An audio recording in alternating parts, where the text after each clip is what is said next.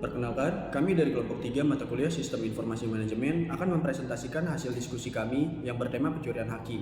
Sebelum masuk ke materi, saya akan memperkenalkan kelompok 3. Yang pertama ada saya sendiri yaitu Sandi Saputra, lalu ada Salsabila, Anissa, Noval, dan Ahmad. Berikutnya kita akan masuk ke pembahasan pertama mengenai apa yang dimaksud dengan haki.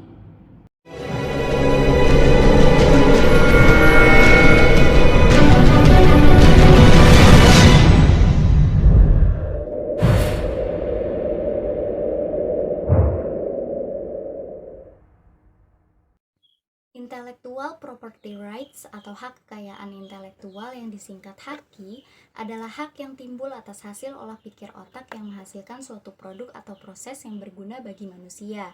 HAKI ini dianggap sebagai harta tidak berwujud yang diciptakan oleh seseorang maupun organisasi. Pada dasarnya, konsep tentang haki bersumber pada pemikiran bahwa suatu karya intelektual yang telah diciptakan atau dihasilkan manusia memerlukan pengorbanan waktu, tenaga, dan juga biaya. Untuk itu, haki ini hadir supaya si pencipta karya tadi dapat menikmati secara ekonomis hasil dari suatu kreativitas intelektual yang diciptakannya tadi. Jenis-jenis haki diantaranya ada 3. Yang pertama yaitu hak cipta atau copyright, merupakan hak eksklusif pencipta yang timbul secara otomatis berdasarkan prinsip deklaratif setelah suatu ciptaan diwujudkan dalam bentuk nyata tanpa mengurangi pembatasan sesuai dengan undang-undang. Untuk program komputer, berdasarkan Undang-Undang Nomor 28 Tahun 2014 tentang hak cipta, masa berlaku perlindungan hak cipta di Indonesia adalah 50 tahun sejak pertama kali dipublikasikan. Yang kedua yaitu hak merek atau trademark. Merek adalah tanda yang berupa gambar, nama, kata, huruf, angka, susunan warna, atau kombinasi dari unsur-unsur tadi yang memiliki daya pembeda dan digunakan dalam kegiatan perdagangan barang atau jasa. Hak merek adalah hak eksklusif yang diberikan kepada pemilik merek untuk menggunakan sendiri merek tersebut atau memberikan izin kepada pihak lain untuk menggunakannya. Masa berlaku perlindungan hak merek yaitu 10 tahun sejak tanggal penerimaan dan dapat diperpanjang.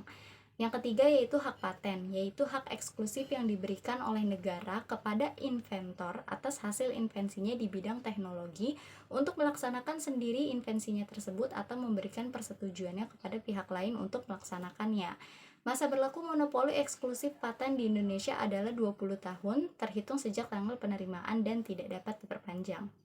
Pengaruh teknologi membuat suatu karya cipta dapat diubah menjadi bentuk digital, di mana upaya ini di satu sisi memberikan keuntungan.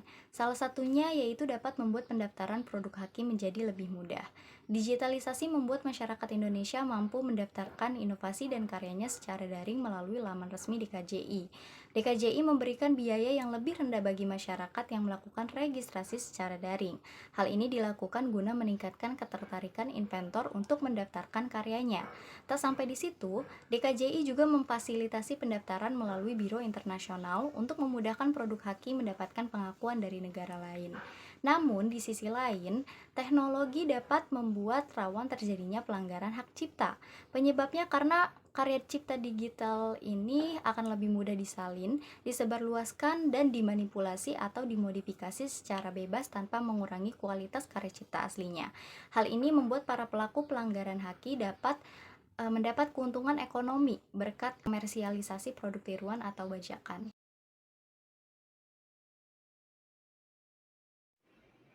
Selanjutnya adalah pencurian perangkat lunak. Pembajakan perangkat lunak bukan hanya masalah mengenai teknologi atau ekonomi semata, tetapi juga merupakan bentuk pencurian properti intelektual yang dilindungi oleh hukum. Program komputer merupakan hasil dari upaya intelektual dan investasi yang signifikan dari para pengembang, dan penggunaannya tanpa izin atau pembayaran yang sah dapat merugikan secara finansial, serta merusak insentif untuk inovasi lebih lanjut di industri teknologi. Selanjutnya yaitu penyalinan perangkat lunak. Penyalinan tidak sah perangkat lunak melanggar Undang-Undang Hak Cipta yang telah ditetapkan untuk melindungi karya intelektual dari penggunaan yang tidak sah. Di Amerika Serikat, amandemen pembajakan dan pemalsuan perangkat lunak komputer menegaskan bahwa perangkat lunak komersial harus dilindungi secara ketat. dari aktivitas pembajakan untuk memastikan bahwa pemilik hak cipta memperoleh manfaat yang adil dari hasil karya mereka. Selanjutnya yaitu pembelian perangkat lunak. Membeli perangkat lunak komersial tidak hanya melibatkan transaksi finansial, tetapi juga memperoleh lisensi penggunaan yang sah. Lisensi ini memberikan hak legal kepada pengguna untuk menggunakan perangkat lunak tersebut sesuai dengan ketentuan yang ditetapkan, termasuk pembatasan jumlah salinan yang dapat dibuat atau digunakan secara bersamaan. Bagi perusahaan, memiliki mekanisme lisensi situs memberikan fleksibilitas untuk mengatur penggunaan perangkat lunak di seluruh organisasi mereka secara legal dan efisien. Selanjutnya, nilai bisnis pembajakan perangkat lunak.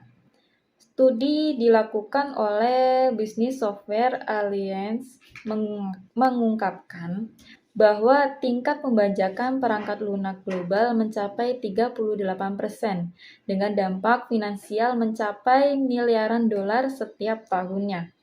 Hal ini tidak hanya merugikan pengembang perangkat lunak dan pemegang hak cipta, tetapi juga berdampak negatif pada inovasi teknologi secara keseluruhan. Kehilangan pendapatan yang seharusnya didapat dari penjualan perangkat lunak, mengurangi insentif untuk pengembangan produk baru, dan meningkatkan resiko ekonomi yang signifikan bagi perusahaan teknologi di seluruh dunia. Oke, di sini saya akan membahas mengenai pencurian haki, yaitu hak kekayaan intelektual. Pencurian haki adalah tindakan pengambilan atau penggunaan haki orang lain tanpa izin ataupun persetujuan yang berhak. Hal ini dapat mencakup berbagai macam perbuatan seperti pembajakan, penjiplakan, dan juga pemalsuan. Adapun jenis-jenis pencurian haki dapat dikategorikan berdasarkan jenis haki yang dilanggar, yaitu yang pertama adalah pelanggaran hak cipta, meliputi terjadinya pada karya cipta seperti buku, musik, film, dan software. Yang kedua adalah pelanggaran hak paten, terjadi pada penemuan baru yang bersifat inventif. Yang ketiga adalah pelanggaran hak desain industri, terjadi pada desain produk yang memiliki nilai estetika dan fungsional. Keempat adalah pelanggaran merek dagang, terjadi pada tanda yang digunakan untuk membedakan produk atau layanan dari produk atau layanan lainnya. Jadi, dengan semakin berkembang pesatnya teknologi digital di satu sisi, teknologi ini memudahkan pencipta dan juga pemilik haki untuk melindungi dan mengkomersialkan karyanya. Namun di sisi lain juga, teknologi juga membuka celah baru bagi pelanggaran haki atau pencurian haki, karena mudahnya mengakses dan menyalin konten digital seperti film, musik, bahkan software, ataupun memasukkan produk sehingga sulit membedakannya dengan produk asli. Selanjutnya mengenai perkembangan pencurian hak kekayaan intelektual atau haki yang ada di Indonesia. Perkembangan pencurian haki di Indonesia menunjukkan tren yang kompleks dengan beberapa periode peningkatan dan juga penurunan. Berikut adalah beberapa poin penting mengenai perkembangan pencurian haki di Indonesia. Pada awalnya pada masa sebelum reformasi, tingkat pembajakan haki di Indonesia tergolong tinggi, terutama di sektor software, musik, dan film. Hal ini disebabkan oleh lemahnya penegakan hukum dan minimnya edukasi tentang haki. Contoh saja kasus ternama yaitu mengenai kasus pelanggaran haki yang terkenal pada era ini, termasuk pembajakan film Titanic dan software Microsoft. Selanjutnya, pada era informasi terdapat upaya peningkatan, di mana pemerintah Indonesia mulai melakukan berbagai upaya untuk meningkatkan perlindungan haki, seperti menerbitkan undang-undang haki yang baru. Kedua adalah membentuk Direktorat Jenderal Kekayaan Intelektual di Kementerian Hukum dan HAM. Yang ketiga, meningkatkan kerjasama internasional dalam penegakan haki. Di sini, fluktuasi tingkat pelanggaran dikarenakan adanya upaya yang di atas tadi dari pemerintah untuk melindungi haki tersebut menunjukkan hasil yang sangat positif, di mana tingkat pembajakan haki yang menunjukkan tren yang memiliki penurunan. Namun selama ada penurunan ini masih juga terjadi pelanggaran tersebut, seperti dengan beberapa periode peningkatan seperti pada tahun 2008 dan 2019. Ada faktor pendorongnya dalam pencurian haki di era ini antara lain adalah, yang pertama adalah kemudahan akses internet dan teknologi digital. Kedua, kurangnya kesadaran masyarakat tentang hak kekayaan intelektual. Ketiga, lemahnya penegakan hukum di beberapa daerah. Untuk perkembangan terbaru mengenai pencurian hak pada masa ini adalah contoh saja pada masa pandemi COVID-19, di mana terdapat kekhawatiran bahwa pencurian hak akan meningkat, terutama di sektor farmasi dan kesehatan. Namun data menunjukkan bahwa secara keseluruhan, tingkat pelanggaran hak relatif stabil, di mana juga terdapat tantangan baru di masa ini, di mana munculnya platform online dan e-commerce membuka peluang baru bagi pencurian hak, seperti penjualan produk bajakan dan tiruan secara online yang selama ini terjadi yang ada di online shop. Selanjutnya, kita akan membahas mengenai dampak pencurian hak kekayaan intelektual. Pencurian hak memiliki dampak yang luas dan serius, baik bagi pemilik hak asli maupun bagi masyarakat secara keseluruhan. Berikut adalah poin-poin untuk beberapa dampak signifikan dari pencurian hak, seperti kerugian finansial. Karena pemilik hak asli bisa kehilangan pendapatan potensial karena penjualan produk ataupun jasa tiruan yang beredar di pasaran. Ini dapat mengurangi insentif atau untuk inovasi dan kreativitas. Yang kedua adalah kerugian reputasi, di mana produk tiruan yang berkualitas rendah dapat merusak reputasi merek atau karya asli. Hal ini bisa berdampak pada persepsi konsumen dan kepercayaan pasar terhadap produk ataupun jasa tersebut.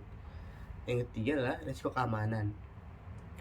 Dalam konteks digital, pelanggaran hak seringkali melibatkan distribusi perangkat lunak yang telah dibajak, yang dapat disusupi oleh malware dan virus komputer.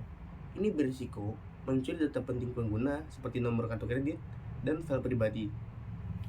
Selanjutnya adalah pengaruh negatif pada industri, di mana pelanggaran hak dapat menghambat perkembangan industri tertentu seperti industri musik, film ataupun teknologi, karena mengurangi pendapatan dan mengganggu persaingan yang sehat. Selanjutnya adalah pengurangan insentif untuk inovasi. Ketika hak tidak dilindungi dengan baik, hal ini dapat mengurangi insentif bagi individu dan perusahaan untuk melakukan penelitian dan juga pengembangan inovasi baru. Selanjutnya adalah masalah hukum dan penegakan. Karena pelanggaran hak dapat menimbulkan tantangan hukum yang kompleks dan memerlukan sumber daya signifikan untuk penegakan hukum, terutama dalam lingkup internasional. Selanjutnya adalah data forgery. Karena pelanggaran hak dapat menyebabkan fabrikasi data palsu untuk menutupi tindakan plagiat di internet yang dapat memunculkan informasi yang menyesatkan dan juga sulit dideteksi. Kasus-kasus pelanggaran hak dalam bidang teknologi informasi. Kasus lihat dan rasakan Apple versus Microsoft. Apple menuntut Microsoft Corp dan HP terhadap pelanggaran hak cipta dalam pembuatan tampilan Windows yang menyerupai Macintosh buatan Apple. Terdakwa Microsoft membela diri dengan mengatakan bahwa ide dari pengembangan Windows yang beraneka ragam hanya dapat diekspresikan dengan satu cara. Oleh karena itu, tidak dapat dilindungi dengan gabungan doktrin undang-undang hak cipta. Ketika ide dan ekspresinya bergabung, maka ekspresi tersebut tidak dapat dilindungi oleh undang-undang hak cipta. Kasus pelanggaran hak paten. Apple versus Samsung. Pelanggaran hak paten oleh Samsung terhadap produk Apple iPhone, iPad, dan iPod.